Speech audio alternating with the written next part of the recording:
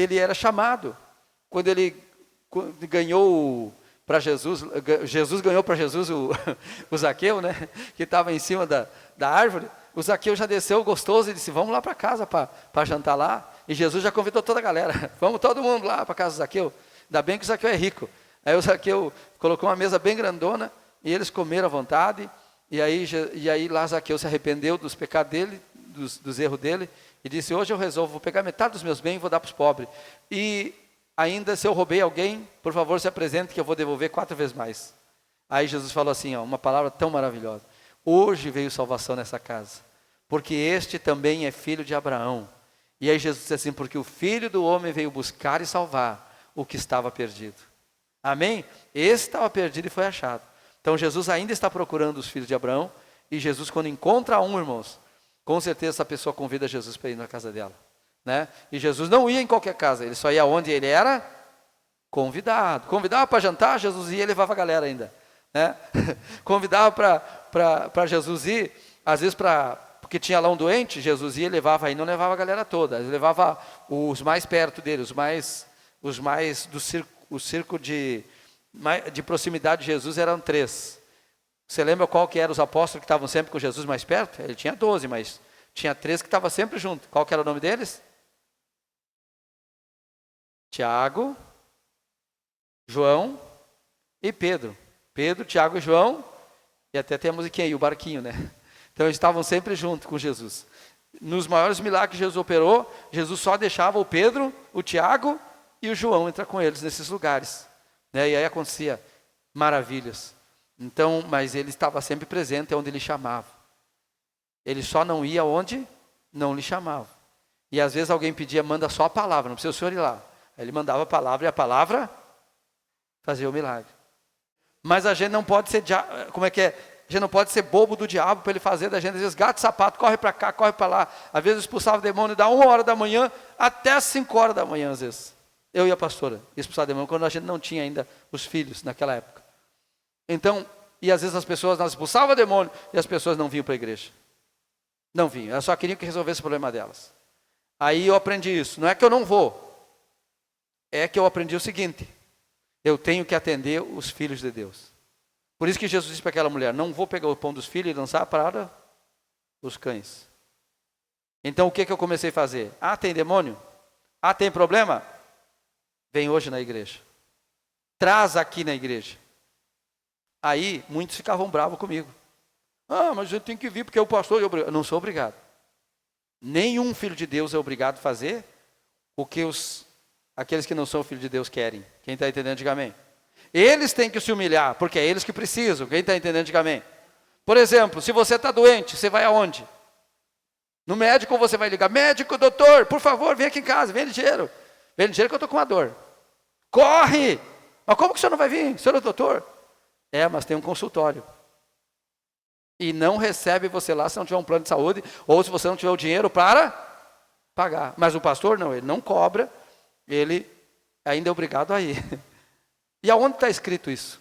Na Bíblia que a gente é obrigado a ir. Era uma visão que as pessoas tinham, torcida da verdade. A gente está aqui para ajudar qualquer pessoa, mas ela tem que seguir a nossa ordem. Amém? Por exemplo, ninguém dizia para Jesus o que Jesus tinha que fazer. Jesus dizia o que as pessoas tinham que fazer. Sim ou não? Jesus dizia. E quando Jesus falava, as pessoas só obedeciam e o problema estava resolvido. O problema está resolvido. O que acontece hoje? As pessoas querem que faça do jeito delas. Olha como isso é verdade. Quando Naamã foi no Eliseu, por Eliseu curar ele da lepra, o Eliseu não recebeu ele. O Eliseu falou para o obreiro assim, ó, vai lá e diz por Naamã, o leproso, que ele que vá dar 7 mergulhos lá no Rio Jordão, que ele vai ficar curado. Deu a palavra, quem está entendendo, diga amém. Entendeu o que é 7 mergulhos? Sim, é mergulhar 7 vezes. Aí o que aconteceu com Naamã? Ele ficou bravo. Mas o que ele está pensando? Eu, grande general Naamã, lá no meu país, lá na Síria, tem rios, ainda disse o nome dos rios, são muito melhores, águas mais cristalinas. Se fosse só mergulhar, eu mergulhava lá. Então me mandar tomar banho. E ele estava com as mãos cheias de ouro e prata, para dar de presente ao profeta, mas o homem de Deus não está interessado nisso. O homem de Deus está interessado em que a pessoa receba o que ela veio buscar. Mas só tem um jeito ela receber. É quando ela obedece. Então ele foi embora. Mas não me recebeu. Aí ele saiu reclamando e murmurando, dizendo assim: eu pensei que ele ia sair na porta, ia orar por mim, ia colocar a mão no lugar, e ainda disse tudo que ele pensou que ele ia fazer. Ele não fez isso, me mandou tomar banho. Antigamente as pessoas, qualquer coisa, mandavam tomar banho. Vai tomar banho, diziam assim, né? É um ditado lá na fronteira que tinha assim. Então foi isso que eles disseram, ele, vai tomar banho, e não é um ainda, vai tomar 7 banhos, que tu está fedido, tu está, né, leproso, e é no Rio Jordão, um rio sujo. Aí um dos servos quieto, e vendo aquele senhor murmurando, disse assim: mas meu senhor, se ele pedisse para o senhor fazer uma coisa bem difícil, para o senhor procurar, o senhor não faria? Mas é claro que eu faria. Mas então por que não faz o que ele disse? Vai lá e dá os 7 mergulhos. Bom, não tenho nada a perder mesmo, então vou lá. Foi lá e deu um mergulho, estava leproso. 2 mergulhos, leproso. 5 mergulhos, leproso. 6 mergulhos, ainda estava leproso. Mas no 7º mergulho, estava com a pele igual de um bebê. Então, agora vamos dizer que o Naamã tinha fé? O Naamã não tinha fé nenhuma. Ele teve fé, mas ele deixou a fé de lado quando ele ia embora sem obedecer. Quando que a fé manifestou? Quando ele obedeceu. Agora, o diabo gosta de ditar regra, irmãos. E eu quero que você entenda que quando a pessoa é resistente, é porque ela não tem humildade. E o diabo está forte por causa do orgulho. E quando a gente manda a pessoa obedecer, manifesta o orgulho. Então ela tem que entender que ela precisa se humilhar.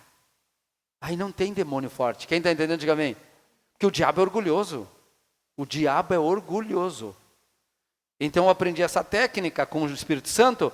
Nunca mais o diabo me fez de bobo. E a gente avançou. Diga glória a Deus. Avançou, irmãos. Porque nós não temos obrigação de salvar ninguém. Nós temos obrigação de pregar. Obrigação de dizer a verdade. E aquele que crê será salvo. E uma vez que ele crê, ele vai receber. Uma vez que ele crê, ele será uma bênção. Ele vai hospedar os pequeninos. Ele vai recepcionar. Ele vai fazer parte dessa comunidade que ajuda uns aos outros. Então, graças a Deus, hoje, pelo menos comigo, as pessoas deixaram de fazer isso, de tentar fazer isso, de tentar me mandar, tentar mandar o pastor. No começo, as pessoas queriam mandar, como se o pastor fosse uma coisa qualquer, sabe? E aí tem pastor que ele não se valoriza, irmão. Parece que ele não sabe quem que ele é. Parece que ele não sabe quem enviou ele. Parece que ele não sabe que ele é a bênção para as pessoas. Mas para ele ser bênção para as pessoas, ele tem que ter o valor. Sim ou não? Sim ou não? As pessoas têm que acreditar nele. E se todo mundo o manda a fazer tudo, ele não tem direção nenhuma, então não tem direção de Deus. Aqui diz na Bíblia que nós temos que servir o mais pequenino dos irmãos. Quem está entendendo, diga amém. Porque os irmãos obedecem. Sim ou não?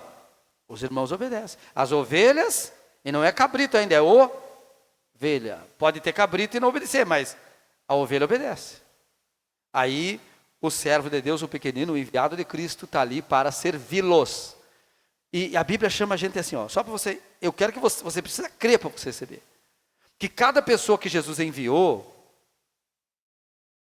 essa pessoa tem o poder, o direito, a legalidade de entrar na despensa de Deus e pegar o que você precisa. Quem está entendendo, diga amém. Se você tem uma despensa na sua casa, você sabe que vai lá na despensa, o que você tem lá. Agora, ali é para guardar os mantimentos, sim ou não? Agora eu pergunto para você, imagine a despensa de Deus. Imagine o tamanho da despensa de Deus. E a Bíblia diz assim, vocês são despenseiros da graça. Diga a glória a Deus. Despenseiro da graça. Então nós somos os dispenseiros, os que entram na despensa de Deus. O que é que você precisa? Aí a gente pega e traz para a pessoa na oração. Amém? Traz para a pessoa que crê. Quem crê, diga amém. É assim que a gente faz.